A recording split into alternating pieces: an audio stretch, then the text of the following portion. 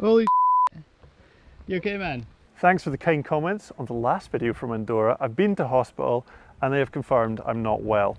So anyway, we're here in Snowshoe for round 6 of the 2022 Downhill World Cup, and it's not like it was last time.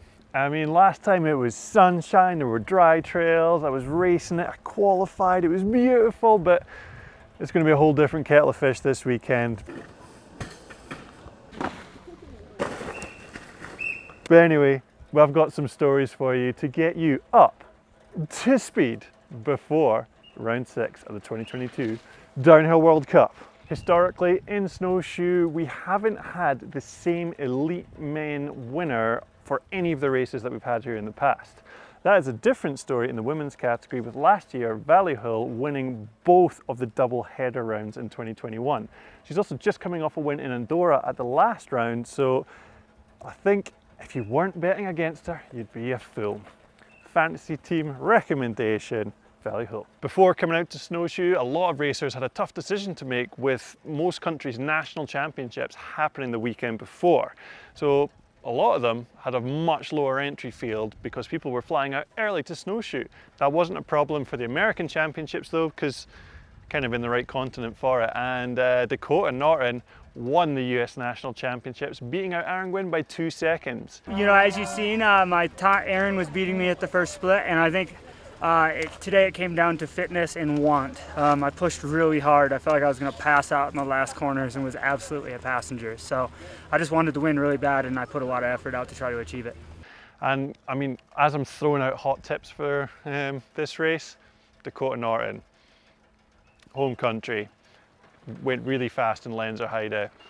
He's on a roll. He's gone well here in the past at national races. Could he win one? 8 seconds! 8 seconds! Hold on to her, boy! That's it!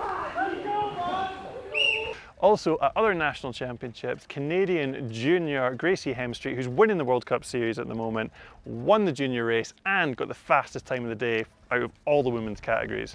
So she's still going really fast. And we're gonna cut to Gracie now. Are you used to like riding this sort of terrain at all, or like what's? Not really, to be honest. Kind of just like bike park and I don't know, rain, but yeah, not super rocky. Yeah, it'll be interesting. Kind of taking the win at national champs, like does that give you a little bit of extra confidence, like coming to the racing? Yeah, I got the fastest women's time of the day, so I was pretty hyped on that. Yeah. Oh, help, help, help. Oh, thanks. After a dry and dusty Lenzerheide and Andorra race, we've been provided with a wet slap round the face this week with the slippy, wet, slidey conditions here in Snowshoe. With more thunderstorms forecast for the rest of the week, it's kind of guaranteed we're not going to see any dust this weekend, but apparently, according to locals, that is the default for racing here in Snowshoe. It doesn't look like we're likely for any thunderstorms during the race day, so hopefully that won't affect things too much, but you can be guaranteed to see some sliding action on that live feed. The scores remain super close in the overall standings, where the junior category, there's barely any points splitting first and second place. It's a bit different in the women elite category, with 180 points separating Camille Balanche from Miriam Nicole. But 180 points, that's actually not much when you take into account that 250 points is what you can win at a race. So that could flip at any point. I'm happy to be here and just gonna try to go as fast as possible, and we'll see, but I'm excited. I'm counting the round down to the finish. So far I managed to stay always like in the front of the championship, so that will be the dream, to be like from first World Cup to the last in the front. But I mean, everyone is there. Pompon and Valley are on fire, so it's gonna be a tough one. Where things are not quite so close is in the elite men's category, with Amaury Pierron having a stormer of a season and is now 260 points out in front. So that gives him a full race of buffer in the series standings. So I mean, he could just sit out this weekend and still be in the lead. At the last round in Andorra, he didn't have quite as good a result because he had a massive crash in practice. What? What?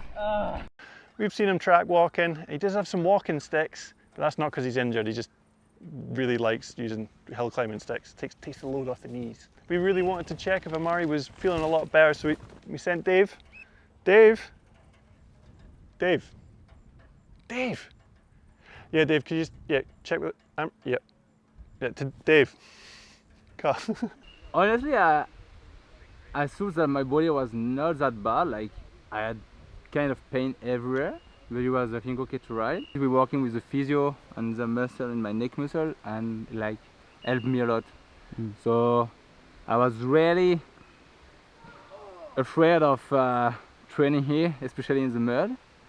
But like, I take it easy, run after run, and yeah, today is better than yesterday, and I hope tomorrow will be better again. So Just yesterday I was not even sure to ride today, so it's like I don't think to the overall.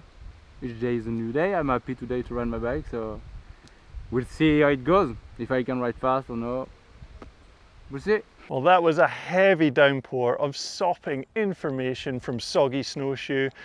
Probably enough moisture to give you trench foot. So I'd go and get that checked out, but make sure you come back inside the tape tomorrow, right here, over there, and I'll give you some more detail about this very tricky track.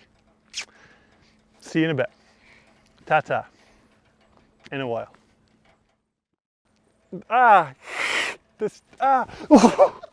Go get it, Glenn, quick. Oh, it's really tight. Take 17. Oh, the sun. Oh, just, oh.